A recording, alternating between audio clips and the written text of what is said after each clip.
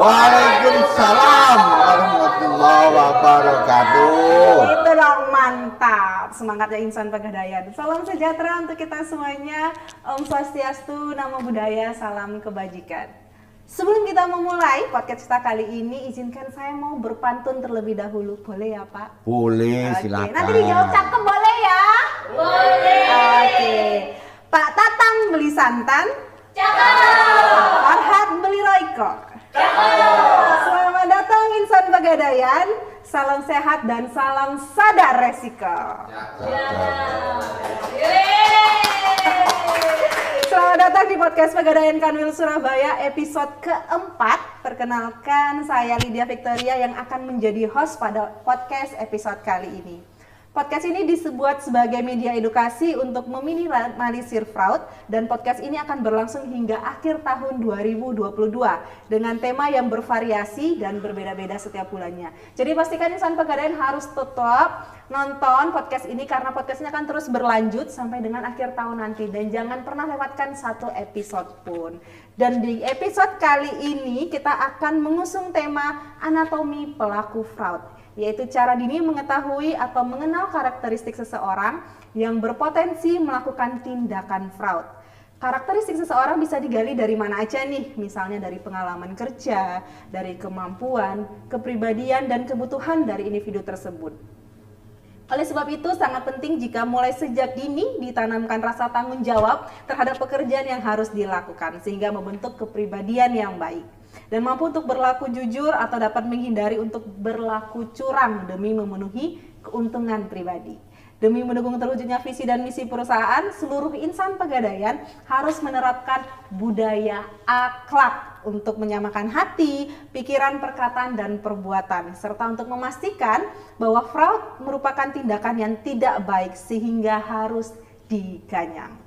Dan pada kesempatan kali ini kami dengan bangga mengundang Bapak Ramlan Purnomo Sidi selaku Deputi Bisnis Area Surabaya 2. Assalamualaikum, selamat siang Bapak Ramlan. Waalaikumsalam warahmatullahi wabarakatuh. Selamat siang untuk rekan-rekan Corner insan Pegadaian yang ada di seluruh Indonesia.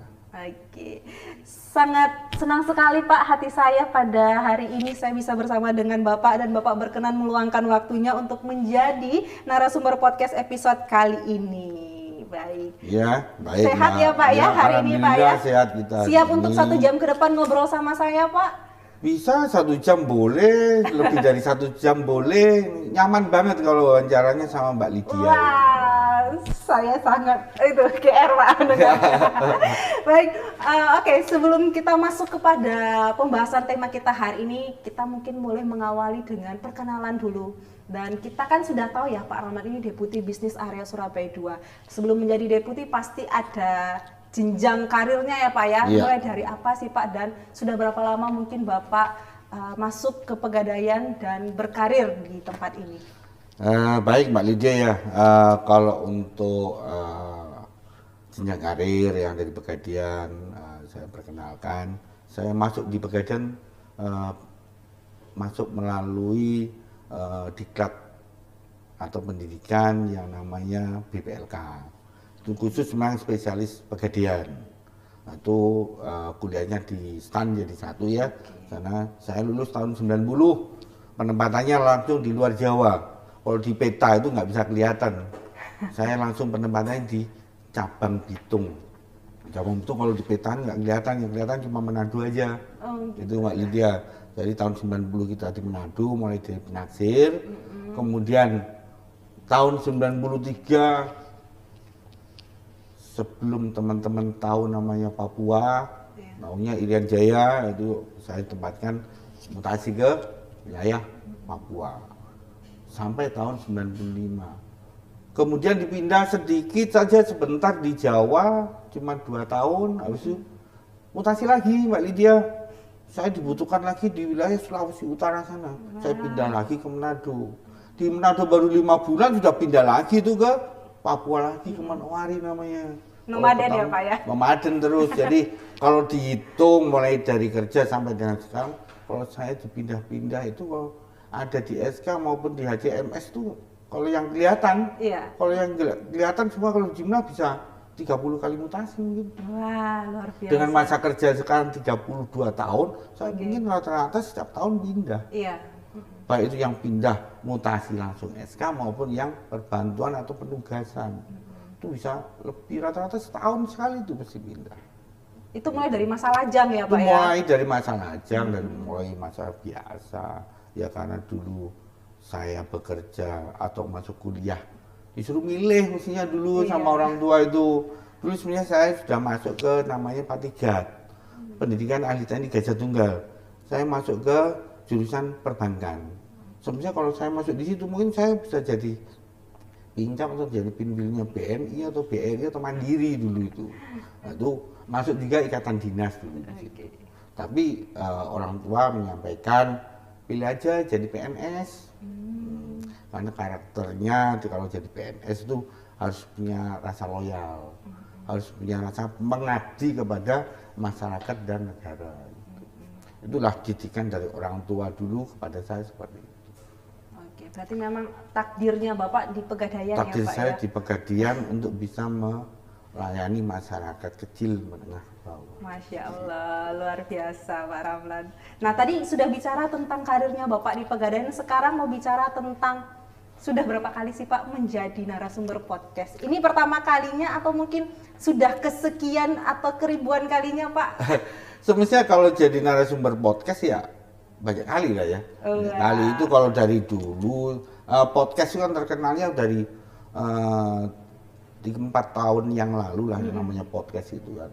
Kalau jadi narasumber podcast sebenarnya sudah sering kali. Tapi kalau dengan di corner ini kalau nggak salah bisa 3-4 kali lah ya. 3-4 kali. Podcast di corner teman-teman insan Pegadaian tuh ngajak gabung di sini. Ya biasanya sudah terhitung 4 kali. Dulu sebelumnya juga di podcast di Malang, kemudian podcast juga yang sifatnya nasional juga sudah kita jadi narasumber juga. Di luar pun di radio, podcast di radio apa juga kita sudah sering jadi narasumber seperti itu. Oke, tapi untuk podcast tentang Ganyang Fraud ini mungkin pertama kali ya Pak ya? Podcast untuk Ganyang Fraud baru pertama kali. Oke, luar biasa. Nah, menurut pandangan Bapak sendiri gimana sih Pak podcast ini sebagai media edukasi untuk pencegahan fraud sendiri?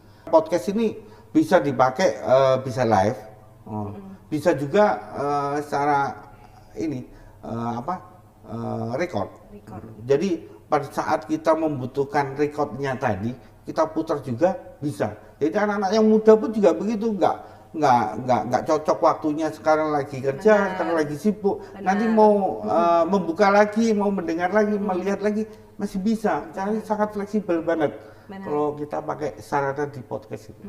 Oke, kita back to topik nih Pak. Tadi sudah ngomongin podcast, sekarang kita kembali ke topik yaitu tentang fraud sendiri. Iya. Nah, menurut Pak Ramlan sendiri, bagaimana sih Pak tentang maraknya fraud yang terjadi di perusahaan kita saat ini? Saya juga cukup prihatin ya dengan melihat maraknya fraud yang ada di perusahaan kita. Apalagi kita tadi cerita karyawan kita kan sudah 70% nih rata-rata milenial. Tapi kenapa fraud ini masih banyak? Bahkan akan lebih marak di akhir-akhir tahun ini kan gitu.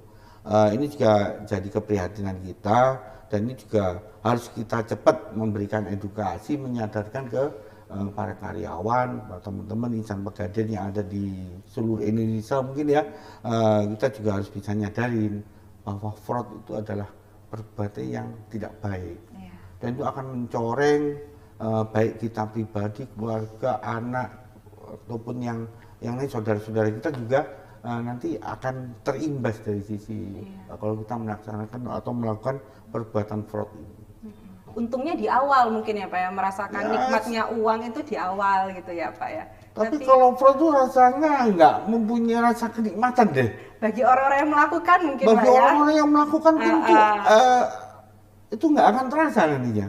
Karena apa yang dituju pasti nggak jelas gitu. Iya. Kecuali kalau kita mempunyai harta, mempunyai penghasilan, mempunyai income begitu itu yang menghasilkan dengan baik, kemudian kita bisa mengarahkan dengan baik, pasti akan merasakan kenikmatannya. Tapi kalau ada unsur fraudnya, pasti kalau orang-orang yang sudah berbuat fraud, kalau kita tanyain apa sih enaknya, apa sih faedahnya, pasti mereka akan merasakan nggak ada rasanya, nggak ada nikmatnya gitu. Iya, iya. Pada saat di belakang sudah tahu dia melaksanakan fraud, pasti dia akan merasakan nggak ada apa-apanya. Penyesalan pasti di belakang seperti itu.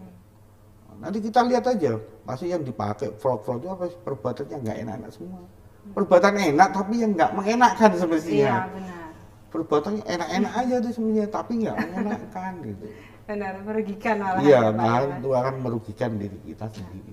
Menurut Bapak sendiri, sejauh mana sikap perilaku dan karakteristik berpengaruh terhadap niat seseorang itu untuk melakukan fraud, Pak? Karakteristik, perilaku, memang topik kita kan tadi disampaikan sama Mbak Lydia, bagaimana bisa mengetahui apa ya, secara fisik perilaku orang yang nanti akan berbuat fraud atau apa itu. Kalau dari pengalaman hasil yang sekarang sering dilakukan interogasi maupun kita lakukan penelitian dari baik itu dari para teman-teman SPI yang ada di Pegadaian, kemudian para ahli juga menyampaikan bahwa karakteristik orang yang berbuat fraud itu biasanya ya satu dari sisi gaya hidup, satu dari gaya hidup, kemudian dari sisi kebutuhan, terutama kebutuhan masalah kebutuhan ekonomi.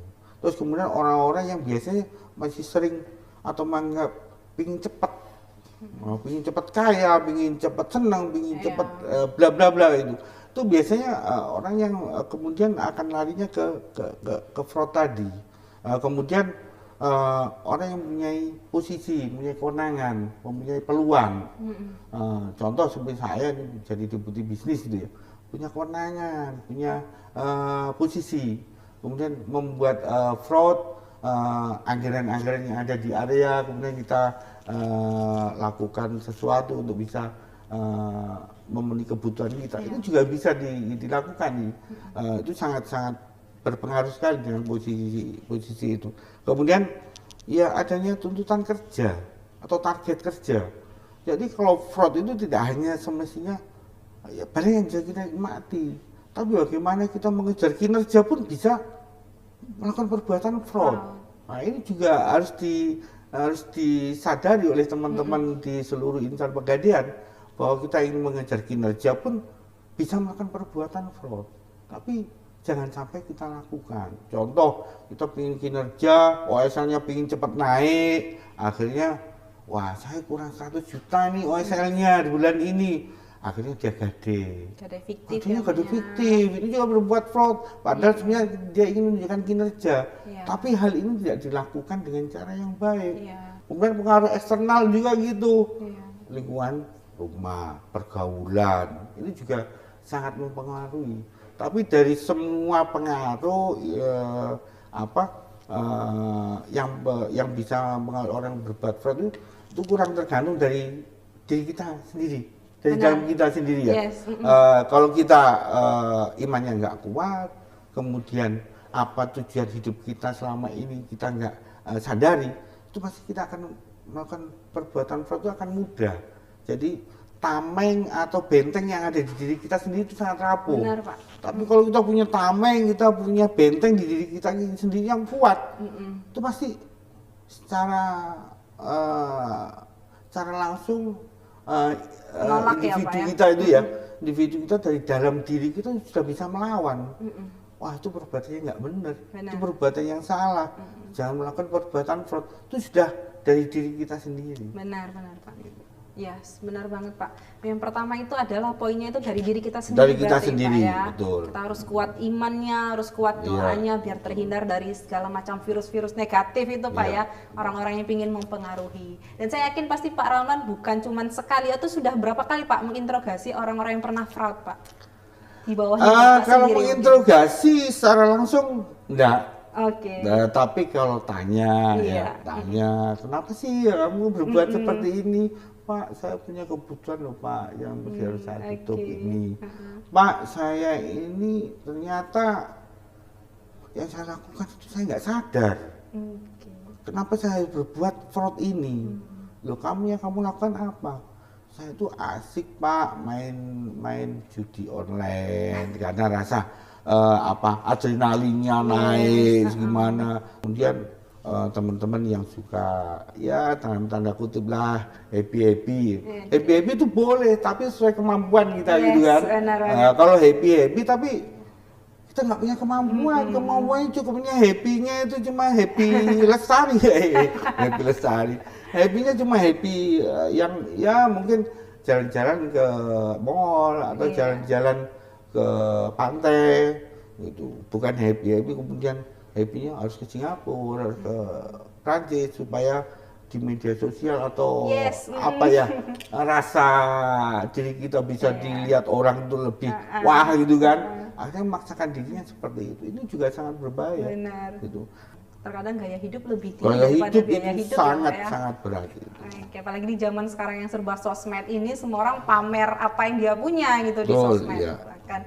Wah, saya ngeliat anak-anak muda sekarang umur 19 tahun udah pakai iPhone. Saya yang kerjanya udah 3 tahun di Pegadaian masih pakai Oppo, Pak. Masih pakai Vivo. Itu langsung mentalnya jelek begitu ya, Pak ya. Dia kerjanya apa sih? Punya itu gitu. Kita udah bertahun-tahun masih punya ini ya. Tapi memang semua harus disesuaikan dengan kemampuan diri kita sendiri ya, Pak ya. Nah, tadi Pak Rahman juga bilang Bapak sempat beberapa kali mungkin ngobrol ya Pak sama orang-orang pelaku fraud sendiri. Ada ciri-ciri tertentu nggak sih Pak dari oknum-oknum pelaku fraud sendiri? Kalau ciri-ciri tertentu apa yang saya tahu ya? Iya. Ciri-ciri tertentunya itu satu ya. Biasanya orang yang ini akan suka hidup sendiri. Kurang suka bersosialisasi. Introvert ya Pak ya? Introvert ya gitu. Biasanya suka sendiri. Kemudian dia mempunyai media sosial yang sering dia lakukan ini berulang-ulang. Kemudian yang selalu wah tidak yang biasa-biasa aja tapi yang wah tapi tidak sesuai dengan kemampuannya dia. Kalau kita di kantor di lingkungan kerja itu biasanya si orang ini akan rasa malu, rasa minder untuk bisa ketemu atasannya. Terus kemudian dia punya bisnis tapi yang punya risiko yang tinggi. Itu biasanya karyawan-karyawan sifatnya punya bisnis tapi risiko yang tinggi ini juga sangat-sangat harus bisa kita perhatikan gitu. Berisiko tinggi ya contohnya bisnisnya main saham tapi dia nggak punya kemampuan saham seperti itu. Bisnis dalam kondisi-kondisi seperti ini dia melakukan bisnis yang sebenarnya tidak bisa laku dijual tapi dia memaksakan untuk melakukan bisnis itu. Contoh buka kafe tadi di situ kafenya juga sudah banyak. Sebenarnya pengunjung kafe di situ juga berkurang, tapi dia maksa untuk bisa punya kafe, untuk harga dirinya bisa naik aja kalau dia jadi punya owner gitu kan. Kita jadi owner satu kafe gitu. Dan gimana sih Pak selaku deputi bisnis Bapak secara proaktif bisa menghilangkan kesempatan karyawan untuk melakukan kecurangan? Kalau saya sih untuk menghindari supaya teman-teman nggak bisa melakukan kecurangan. Kalau secara organisasi nih ya, nggak secara pribadi. Kalau secara organisasi ya kita harus bisa melihat tugas fungsi pokok mereka, monitoringnya juga jalan. Terus kemudian yang namanya kita harus melakukan pemeriksaan secara rutin, secara on the spot juga harus bisa kita lakukan kalau kita sebagai atasan untuk bisa menghindari perbuatan-perbuatan fraud yang ada di wilayah kerja kita. Itu kalau secara organisasi, tapi kalau secara pribadi bisa kita lakukan juga pendekatan-pendekatannya. Ya dengan transfer itu saya sampaikan bisa kunjungan ke rumah, silaturahmi. Kita harus bisa melihat lebih dalam lagi karyawan kita itu seperti apa. Gitu. Jadi bisa banyak yang bisa kita lakukan semestinya, baik itu secara organisasi maupun secara individu. Dan itu sudah terlaksana ya dan Pak itu ya? Bisa kita laksanakan dan tentunya karena saya sebagai atasan deputi bisnis ya kita harus jadi role model benar. Kemampuan kita cuma sampai di mana. Jangan sampai saya sebagai deputi bisnis tapi saya mempunyai hobi yang biayanya sangat melambung tinggi kan. Nah, ini juga nggak mungkin gitu. Kemampuan saya sekian, tapi saya punya hobi yang luar biasa. Hobinya mungkin saya koleksi mobil BMW, harus itu nggak mungkin lah, karena saya nggak akan mampu untuk sampai ke sana. Kan. Mungkin kalau saya naik mobil punya mobil tua seperti Corona sekarang wajar lah, harganya kan cuma segitu, masih mampu lah. Gitu. Tapi kalau seperti ikut klubnya BMW, Mercy nggak mungkin lah kalau dengan gaji sekian gitu kan. Langsung dijuluki Sultan ya Pak ya. Harus jadi role model. Iya benar Nah, banget. lu mulai dari dulu sampai dengan mulai dari pegawai sampai jadi pejabat ya harus jadi role model. Hidup kehidupannya seperti apa, untuk membina karyawan di dalam lingkungan kerja yang seperti apa, pemakaian anggaran juga harus disegi, harus seperti apa itu kita lakukan secara transparan juga di teman-teman yang ada di kantor. Menuju beberapa pertanyaan terakhir nih Pak, dan sekarang kan kita Pegadaian ya Pak ya, kita dipimpin oleh Bapak Erick Thohir selaku Kementerian dari BUMN, dan kita juga menjunjung tinggi budaya kerja akhlak ya Pak ya, benar sekali. Dan apa sih Pak upaya yang Bapak lakukan agar karyawan kita ini mengamalkan nilai-nilai akhlak itu sendiri? Baik ya, selama ini kalau kita lakukan baik di jajaran mulai dari kantor wilayah, mungkin dari direksi ya, di kantor pusat, kemudian di kantor wilayah, kemudian di kantor area, bahkan sampai kantor cabang, sampai unit. Ini juga selalu kita dengungkan, kita lakukan aplikasi, apa yang kita lakukan, perilaku kita harus juga sesuai dengan budaya kerja yang ada di perusahaan. Apalagi kalau di BUMN adalah ada budaya kerja akhlak. Kita selalu dengungkan juga kepada seluruh lapisan insan Pegadaian yang ada di kita. Dan ini kaitannya apabila dengan fraud ya kita selalu sampaikan mulai dari jalan atas sampai ke bawah. Dan itu melalui morning briefing juga kita lakukan, dalam SL pun juga dilakukan. Dan itu wajib, dan itu harus dilakukan laporan pertanggungjawaban sampai ke tingkat pusat kan itu. Nah, ini yang kita lakukan selama ini yang ada di jajaran Pegadaian selama ini. Dan kalau dengan kita kaitkan dengan fraud itu, kalau amanah ini ya, kalau akhlak ini ya sangat-sangat tepat sekali. Dari semua unsur akhlak nih, sebenarnya fraud itu juga sudah dicegah semua gitu loh. Mulai dari akhlak ya, mulai akhlak ini mulai dari amanahnya. Jadi pada saat kita mendapatkan amanah ya, apa yang kita lakukan, apa yang dipercayakan kepada kita ya, jangan sampai kita menyalahgunakan. Supaya apa? Fraud itu nggak akan sejalan. Dan amanah ini juga harus kita jalankan dan kita sampai ke seluruh lapisan yang ada di organisasi kita gitu. Selain amanah kemudian orang yang kompeten. Orang kompeten itu biasanya diberikan jabatan, diberikan kewenangan gitu kan. Ini juga apa yang kita sampaikan tadi ya, kaitannya dengan fraud juga boleh. Orang yang berkompeten biasanya untuk kesempatan fraud juga banyak gitu. Jadi ini juga harus teman-teman yang sudah kompeten juga harus sadar diri juga, jangan sampai kita melakukan perbuatan fraud. Karena apa? Kesempatan juga lebih besar gitu. Jadi kita nggak boleh lupa dengan hal itu.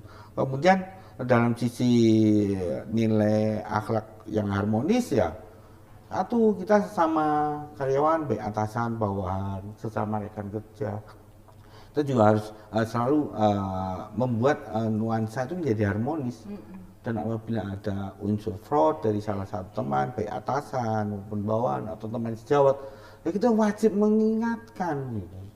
Ya. Jadi kalau ada teman yang berbuat fraud, secara harmonis, kalau lingkungan kita itu sudah harmonis, kita menegur, kita menyampaikan itu perbuatan itu akan melanggar dan itu perbuatan yang jelek dan mengarah ke fraud, kita akan enak menyampaikannya. Gitu. Tidak sungkan, biarin aja lah, dia sendiri juga yang ke sana, atau kita malah mengarahkan supaya dia masuk ke jurang gitu kan. Nah itu kalau kita sudah harmonis, nggak mungkin akan terjadi. Kemudian kita juga sampaikan loyalitas. Kalau orang biasanya sudah loyal kepada perusahaan, loyal kepada bangsa dan negara, ini juga nggak akan melakukan perbuatan-perbuatan. Dia pasti akan kembali lagi ke dirinya sendiri kalau dia sudah sungguh-sungguh loyal untuk kepentingan perusahaan, kepentingan orang yang lebih besar, kepentingan bangsa dan negara, pasti dia akan lebih berpikir tidak untuk kepentingan dirinya sendiri gitu. Insan Pegadaian sama teman-teman insan BUMN juga kan harus diwajibkan bisa adaptif ya, adaptif dalam lingkungannya. Contoh nih, kalau kita punya jabatan tertentu, kemudian kita naik jabatan, bisa dipromosikan. Nah, kalau sudah dipromosikan, kita harus bisa lebih adaptif lagi. Di situ kesempatan untuk bisa berbuat sesuatu lebih besar lagi, dan kita harus bisa menyesuaikan di situ. Kemampuan menyesuaikannya seperti apa. Itu nanti adaptif pun juga harus menyesuaikan dengan lingkungan kerjanya, dan bahkan kalau menyangkut ke fraud, ya dengan kebutuhan kita. Kebutuhan kita juga harus bisa kita rem. Nah, Insan Pegadaian untuk budaya kerja akhlak yang terakhir adalah kolaboratif. Kolaboratif di sini ini sangat irisannya sangat kecil sekali ya. Kalau kita berbuat fraud, untuk mencegah berbuat fraud sama untuk bisa berbuat fraud, kolaboratif ini. Karena kolaboratif ini bisa kita lakukan dengan nilai positif, bisa juga ke nilai negatif. Karena fraud pun juga bisa dilakukan baik individu maupun kelompok. Oke, dan akhirnya masuklah kita ke pertanyaan terakhir Pak, the last question Ya. buat episode podcast kali ini. Mungkin ada ingin Bapak sampaikan pesannya kepada insan Pegadaian untuk tidak pernah melakukan fraud. Silakan. Oke. Baik ya, saya menyampaikan ke seluruh insan Pegadaian, baik secara nasional maupun secara Kanwil 12 Surabaya, dan khusus ini untuk ke teman-teman area Surabaya 2 juga. Saya ingin menyampaikan, tolong untuk bisa menghindari fraud. Cara menghindari fraud itu juga harus kita tahu. Yang pertama adalah dari diri kita sendiri. Yang kedua, selalu bisa menjaga hawa nafsu. Ketiga, tolong bergaul dengan orang-orang yang baik. Yang keempat, tolong selalu mengingatkan teman-teman di sekitar kita yang akan punya indikasi fraud, selalu kita ingatkan, jangan sampai untuk berbuat fraud.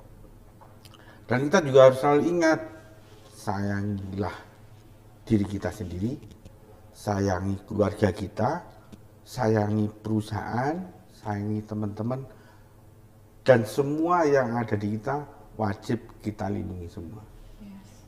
Tolong untuk wilayah area Surabaya 2 untuk selalu menjaga jangan sampai di area kita terjadi fraud. Itu yang perlu saya sampaikan Mbak Lydia. Oke, Terima sangat kasih bijak sekali banyak, ya Pak ya. Dari closing statementnya Pak Rahman kepada insan Pegadaian yang nonton podcast kali ini, tolong jangan pernah tergiur dengan fraud, dengan apapun yang ada di sekeliling teman-teman, hawa nafsu apapun, baik uang, baik barang, apapun itu, tolong jaga diri kita sendiri, jaga sesama kita, jaga keluarga kita, dan jaga perusahaan kita. Terima kasih banyak Pak Ramlan, sangat menarik sekali untuk episode podcast kali ini. Saya bisa berbincang-bincang dengan Pak Ramlan, dan semoga apa yang sudah Pak Ramlan tadi sampaikan bisa benar-benar diimplementasikan oleh insan Pegadaian supaya kita itu zero fraud ya Pak ya. Kanwil kita terlebih khusus area Surabaya 2. Dan sampailah kita pada akhir podcast episode kali ini. Terima kasih juga kepada seluruh insan Pegadaian yang sudah menyaksikan podcast hingga akhir. Jangan lupa kita jaga diri kita, kita jaga sesama kita, jaga perusahaan kita. Be aware, no fraud, keep fight to the top. Salam akhlak, saya Lydia Victoria selaku host, pamit undur diri beserta dengan narasumber yang luar biasa. Bapak Rahman Purnomo Sidi, Deputi Bisnis Area Surabaya 2. Kita tutup Pak podcast kali ini. Wassalamualaikum warahmatullahi wabarakatuh. Sampai jumpa lagi di podcast episode selanjutnya dengan tema yang berbeda. Dadah.